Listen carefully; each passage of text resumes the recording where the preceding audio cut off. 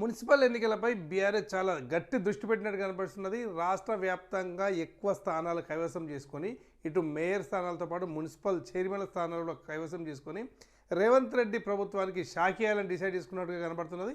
అందులో భాగంగా ఆ పార్టీ అగ్రనేత హరీష్ రావు రేపు మంచిర్యాలకు రానున్నారు. అంటే శుక్రవారం నాడు మంచిర్యాలలో పర్యటించనున్నారు.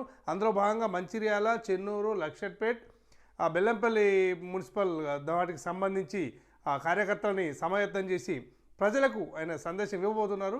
ఏదేమైనా కూడా ఒక రకంగా రాష్ట్రంలో ఇప్పటికే ఒక వార్ మొదలైంది. ఎందుకంటే త్వరలో 2.5 ఏళ్ళు 3 ఏళ్ళు ఎలక్షన్స్ వస్తున్నాయి. 2 సంవత్సరాలు దాటిపోయింది. రేవంత్ రెడ్డి ప్రభుత్వం వల్ల ఏమీ కాలేదు. రాష్ట్ర వ్యాప్తంగా కూడా రైతులకు అన్యాయం జరిగింది, మిగిలిన వారికి అన్యాయం జరిగింది. 6 గ్యారంటీలు, దొంగ గ్యారంటీలు, 420 హామీలు ఇలా ముమ్మరంగా ప్రచారం చేస్తున్నారు. ఒకలాంటి యుద్ధ వాతావరణం నెలకొంది. మున్సిపల్ ఎలక్షన్స్లలో బాగా కైవసం చేసుకుంటే ప్రజలలో ఇంకా చాలా హైప్ ఉంటుంది. అంటే యాక్చువల్గా లోకల్ ఎలక్షన్స్ ఎప్పుడైనా కూడా ఆర్డినరీ ఎలక్షన్స్ అధికార పార్టీకి అనుకూలంగా ఉంటాయి. కానీ ఈసారి కొంత ప్రజలు కూడా ఆలోచిస్తున్నారని మీడియాకు కూడా అనిపిస్తున్నది. ఎందుకంటే చాలా వేరియేషన్స్ ఉన్నాయి. సర్వాన్ని విపులంగా మాట్లాడుకుందాం.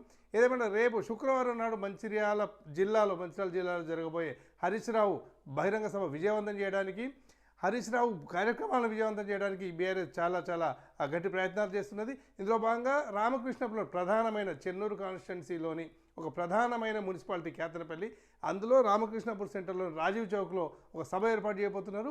అలాగే ఇదే సమయంలో సిపిఐ అలయన్స్ ఉండడం వల్ల రేపు మొత్తానికి ఒకలాంటి ఆటపాటతోని మంచి హోరెత్తే అవకాశం ఉంది. ఇది తమకు కలిసి వస్తుందని TRS and BRS and CPI కార్యకర్తలు చాలా సంతోషంగా ఉన్నారు.